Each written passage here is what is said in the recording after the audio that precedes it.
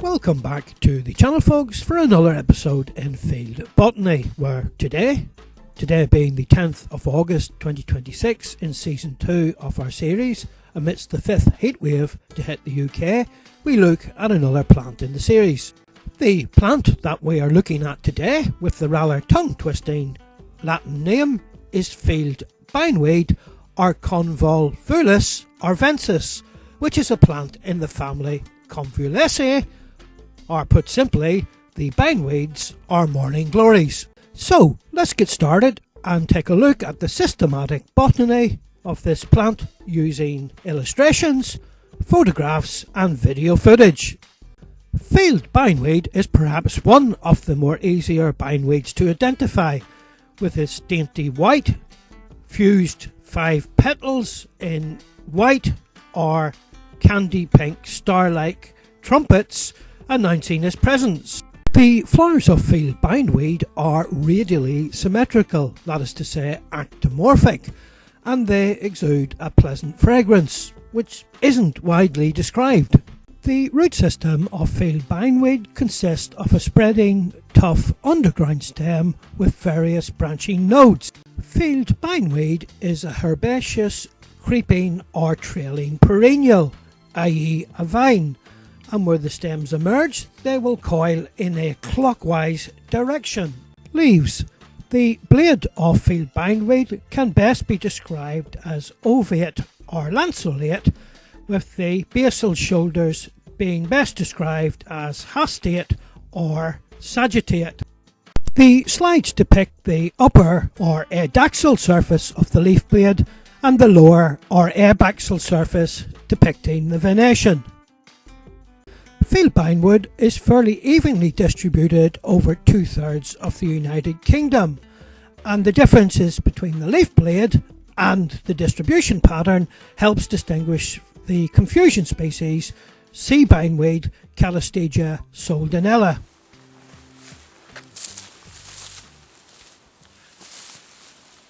Okay folks, welcome back for another episode in Field Botany, where today, the 10th of August 2026 in season 2 of our series, we look at a plant known as Field Bindweed or Convolvulus arvensis, which is a plant in the family Convolvulaceae, or otherwise simply known as the bindweed or morning glory family.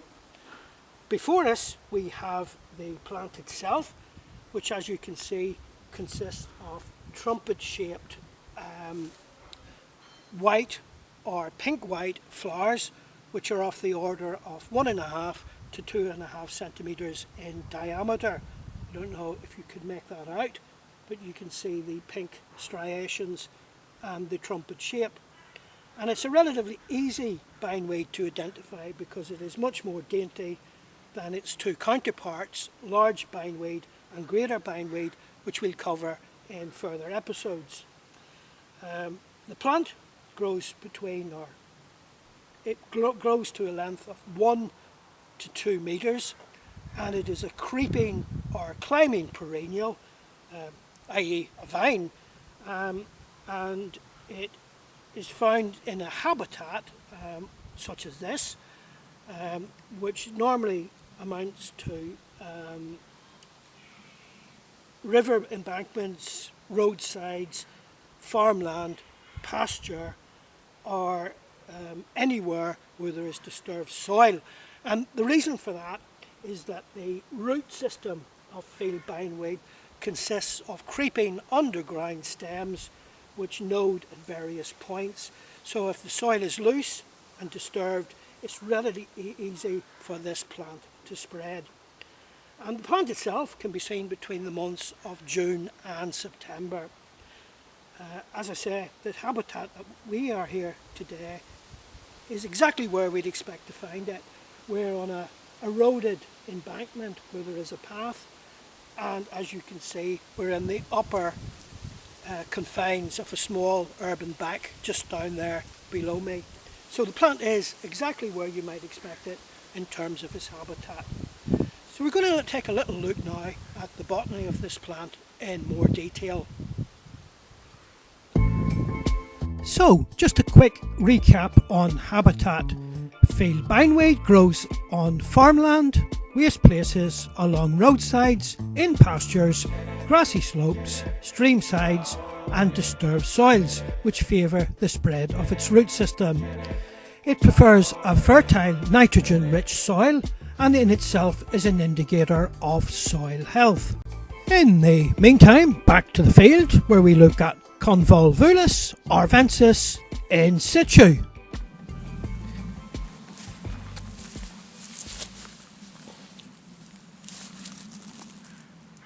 Okay folks, I'm going to attempt to describe the botany of this little plant off the top of my head. As pointed out in the introduction, the root system of this plant contains large creeping underground stems, each sitting at little nodes. Hence it favours the disturbed soils where it can really get a grip and purchase and bind those soils. When it emerges from the ground, it forms leaves on a very thin stem. I don't know if you can see the stem here with the leaves which are alternate around the stem. So the leaves generally alternate around the stem, although this is a poor example. The leaves themselves are what you might term sagittate. That is to say, they are arrow-like in shape. I don't know if the camera will pick that out, but they are not unlike the miniature version of leaves that you might see on lords and ladies. And you can see here at the corner of the leaf they have pointed bases. So the leaf itself is arrow-like, or it's rather like a flint-like arrow. Whether the camera can pick that out, I'm not quite certain. So that's the stem, the roots and the leaves. As we move up the plant to the floristics and the flower, the main number in association with this plant is 5.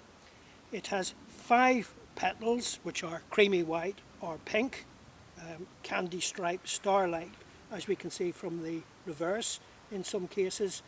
So they are 5 petals which are creamy white to pink, and in the centre of the plant we have 5 anthers towards the base of the fused 5 petals. So the 5 petals are fused to form this tube, bound tightly by 5 sepals, which you can see here on the back.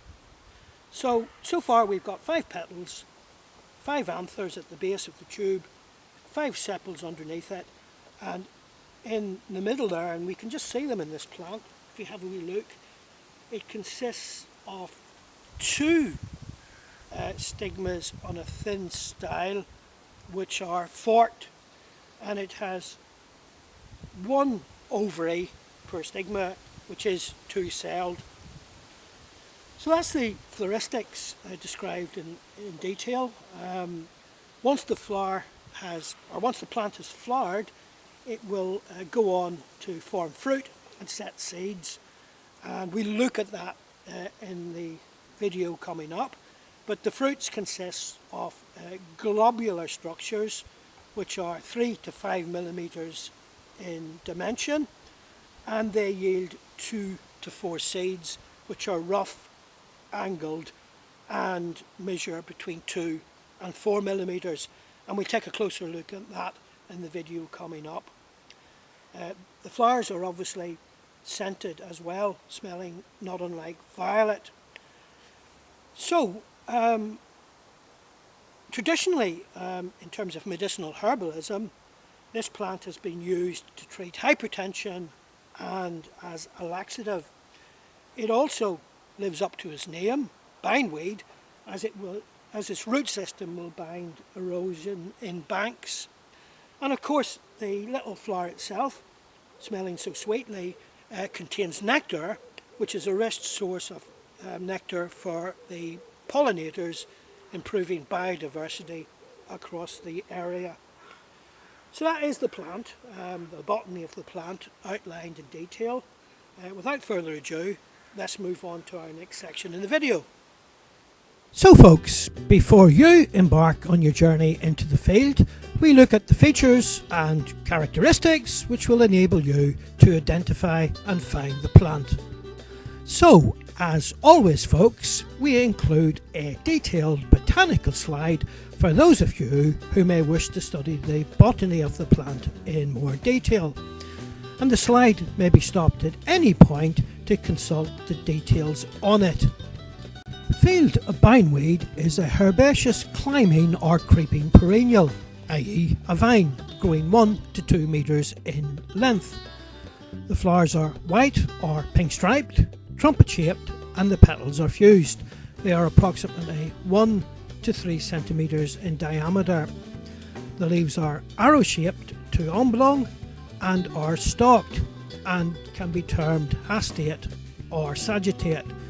Field bindweed belongs to the family Convolvulaceae or the bindweed or morning glory family. So let us take a deep dive into the floristics of the plant. It has 5 petals of approximately 1 to 3 centimetres in diameter. The petals are fused or joined, forming a funnel shaped trumpet. They are either white or pinky white. There are 5 sepals of 4 to 6 millimetres in length, and the bases are joined, holding the petals tightly together.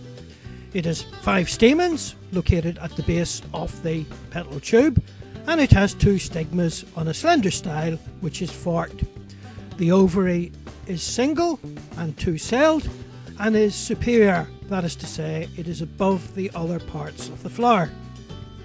The plant may be seen flowering through the months of June and September.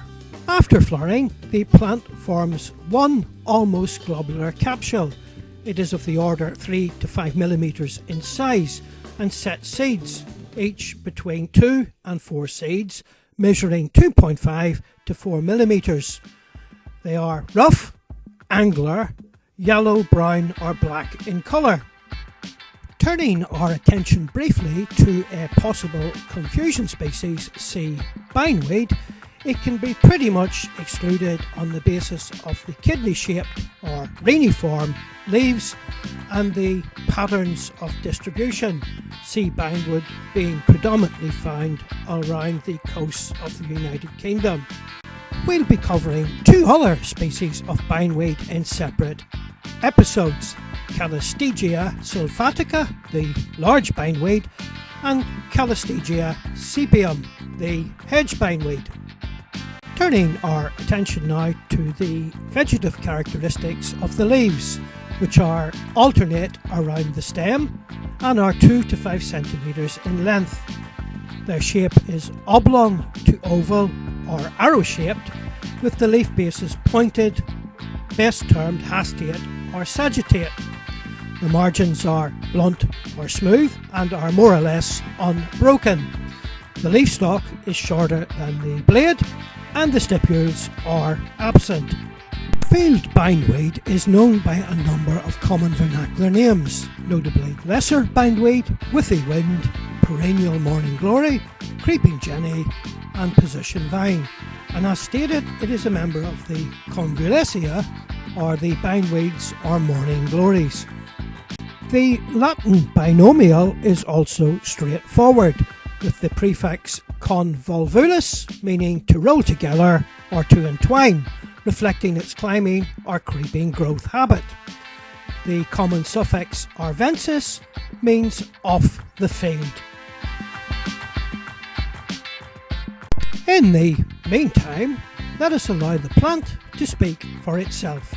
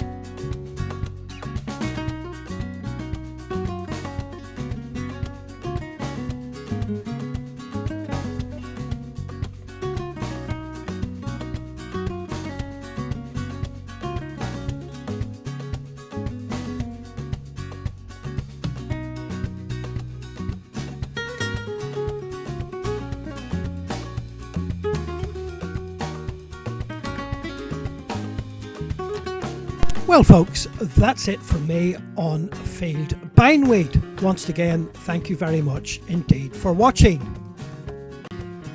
We'd love to hear from you. If you can describe the scent or fragrance of this plant, please leave your comment in the description. I hope also you can join me in the up and coming episodes on the large and hedge bindweeds. If you have liked or enjoyed this video, or found it interesting or educational, please like, share and subscribe to help this channel become successful. In the meantime, all that remains to be said, in the words of Maggie, our international symbol of floral appreciation, is to get outdoors and enjoy the sights, smells and sounds of nature, whatever the weather may be.